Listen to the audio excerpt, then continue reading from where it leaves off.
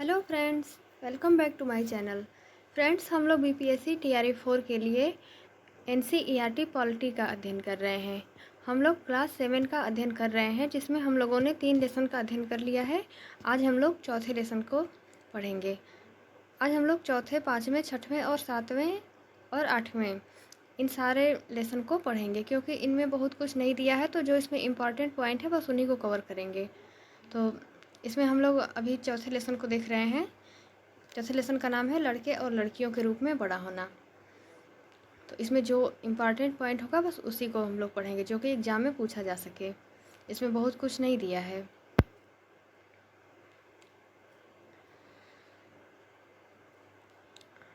जैसे इसमें एक ही महत्वपूर्ण पॉइंट है, वह यह है कि शासन ने एक कानून बनाया है जिसके तहत यदि किसी संस्था में महिला कर्मचारियों की संख्या 30 से अधिक है तो उसे वैधानिक रूप से बालवाड़ी या फिर क्रैश की सुविधा देनी होगी। बालवाड़ी की व्यवस्था होने से बहुत सी महिलाओं को घर से बाहर जाकर काम करने में सुविधा होगी। इससे बहुत सी लड़कियों को स्कूल जाना भी संभव हो सकेगा। तो इसी कानून के बारे में दिया गया है कि यदि किसी संस्था में महिला कर्मचारियों की संख्या 30 से अधिक है तो उसे वैधानिक रूप से बालवाड़ी क्रैश की सुविधा देनी होगी। तो यहाँ पर एक क्वेश्चन बन सकता है कि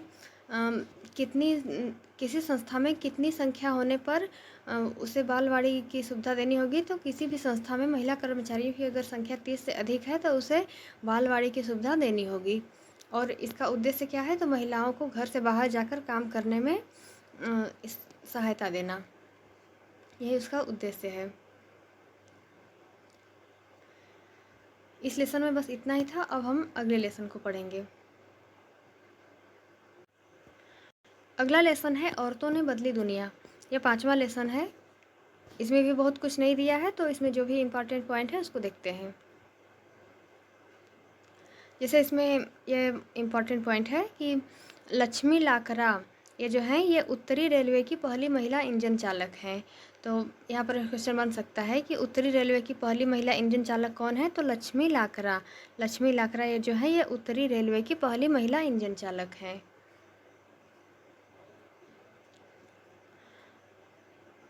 और फिर इसमें दिया है राज सुंदरी देवी के बारे में कि इन्होंने अपना पहला उपन्यास लिखा था। तो राज सुंदरी देवी जो हैं ये 60 वर्ष की अवस्था में उन्होंने बांग्ला भाषा में अपनी आत्मकथा लिखी। उनकी पुस्तक का नाम है आमार जीवन। आमार जीवन किसी भारतीय महिला द्वारा लिखित पहली आत्मकथा है। तो यहाँ पर जो आत्मकथा है ये रचना से भी क्वेश्चन पूछा जाता है। तो आमार जीवन जो है ये किसी भारतीय महिला द्वारा लिखित पहली आत्मकथा है, और यह आत्मकथा जो है ये बांग्ला भाषा में लिखा गया था। और इसकी राइटर कौन है? तो राज सुंदरी देवी है। उसके बाद फिर अगला है रुकैया सुखावत हुसैन। रुकैया सुखावत हुसैन जो है इनकी पुस्तक का नाम है सुल्ताना का स्वप्न। तो इसको आप लोग ध्यान में रखिएगा कि सुल्ताना का स्वप्न जो है ये किसके द्वारा लिखा गया है? तो रुकैया सुखावत हुसैन के द्वारा लिखा गया है।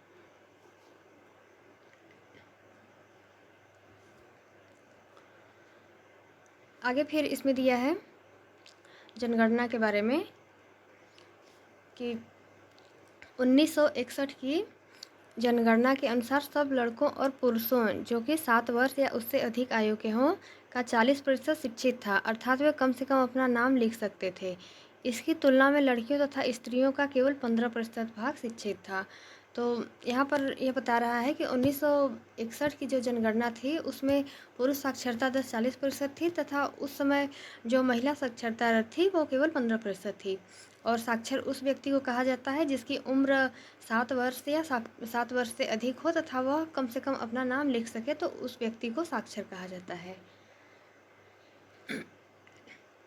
फिर उसकी तुलना 2011 की जनगणना से की गई है। तो 2011 की जनगणना के अनुसार लड़कों और पुरुषों की संख्या बढ़कर 82% हो गई है, और शिक्षित लड़कियों तथा स्त्रियों की संख्या 65%। तो 2011 की जनगणना जो हुई है उसमें जो पुरुषों की साक्षरता दर है वो 82% है, तथा महिलाओं की साक्षरता दर वो 65% है।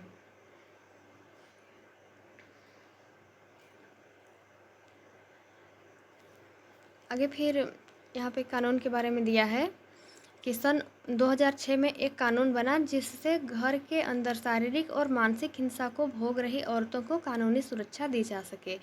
तो इस कानून का नाम था घरेलू हिंसा महिला संरक्षण अधिनियम। तो ये कानून जो है ये 2005 में बना था और सन 2006 में लागू हुआ है। तो उसी के बारे में दिया गया है कि जो महिलाओं के साथ शारीरिक और मानसिक हिंसा होती है घर में, तो उसके लिए कानून बना है जिसको महिला सुरक्षा कानून कहा जाता है। फिर अगला है महिला आंदोलन के अभियानों के कारण 1997 में सर्वोच्च न्यायालय ने कार्य के स्थान पर और शैक्षणिक संस्थाओं में महिलाओं के साथ होने वाली यौन प्रताड़ना से उन्हें सुरक्षा प्रदान करने के लिए दिशा निर्देश जारी किए।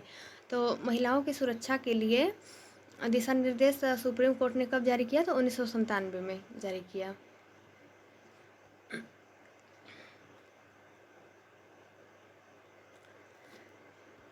फिर यहाँ पे दिया है कि 8 मार्च को अंतर्राष्ट्रीय महिला दिवस मनाया जाता है।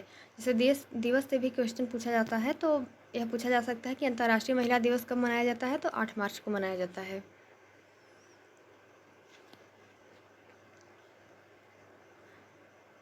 ये लेसन भी कंप्लीट हो गया। अब हम लोग अगले लेसन का अध्ययन करेंगे। यह है छठवां लेसन। छठवां लेसन का नाम है संचार माध्यमों को समझना।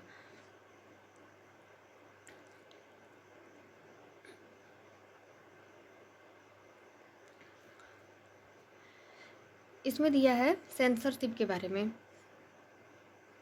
सेंसरशिप क्या होता है? तो जब सरकार समाचार के किसी अंश, फिल्म के किसी दृश्य या गीत की किसी अभिव्यक्ति को जन समुदाय तक पहुंचने से प्रतिबंधित करती है, तो इसे सेंसरशिप कहा जाता है। भारत के इतिहास में ऐसे समय भी आए हैं जब सरकार ने संचार माध्यमों के ऊपर सेंसर लगाया। इसमें सबसे बुरा हाल समय 1975 से 77 तक आपातकाल का था। तो यहाँ पर सेंसरशिप के बारे में दिया गया है कि सेंसरशिप किसे कहते हैं। तो जब किसी भी फिल्म या फिर गीत या फिर किसी भी जो रचना होती है समाचार पत्र, उस पर अगर सरकार प्रतिबंध लगाती है तो उसको सेंसरशिप कहा जाता है। और सेंसरशिप में सबसे ख़राब समय कब आया था? तो जब 1975-77 के दौरान आपातकाल का समय लगा था, उस समय सबसे ख़राब समय रहा।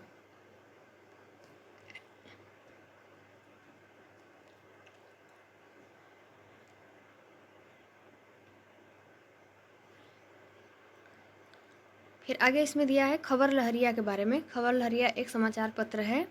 तो खबर लहरिया नामक एक समाचार पत्र है जो कि उत्तर प्रदेश के चित्रकूट जिले की 8 दलित महिलाओं द्वारा हर 15 दिन में निकाला जाता है। स्थानीय भाषा बुंदेली भाषा में लिखित है। तो यहाँ पर एक क्वेश्चन बन सकता है कि खबर लहरिया जो समाचार पत्र है इसका प्रकाशन कहाँ से होता है? तो इसका प्रकाशन उत्तर प्रदेश के चित्रकूट जिले की 8 दलित महिलाओं द्वारा किया जाता है और यह हर 15 दिन में निकाला जाता है और स्थानीय भाषा बुंदेली भाषा में यह लिखित है।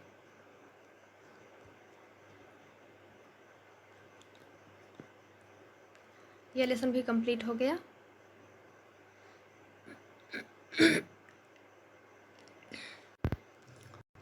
अब हम 8वें लेसन का अध्ययन करेंगे। 8वें लेसन का नाम है बाजार में एक कमीज।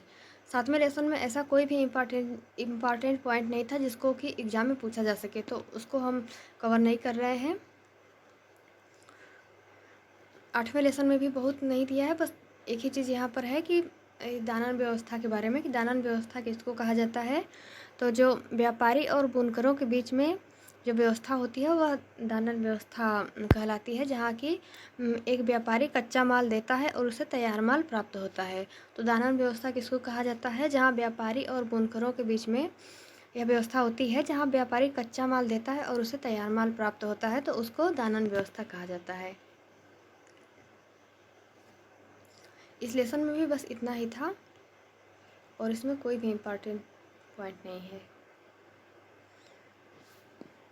तो 7 का बुक जो है ये पूरा कंप्लीट हो गया है। अब हम लोग इसमें जो भी इम्पॉर्टेंट MCQ बनेंगे उसको हम लोग कवर करेंगे नेक्स्ट वीडियो में। उसके बाद फिर 8वें जो कक्षा है उसका हम लोग अध्ययन करेंगे। वीडियो देखने के लिए आपका बहुत बहुत धन्यवाद।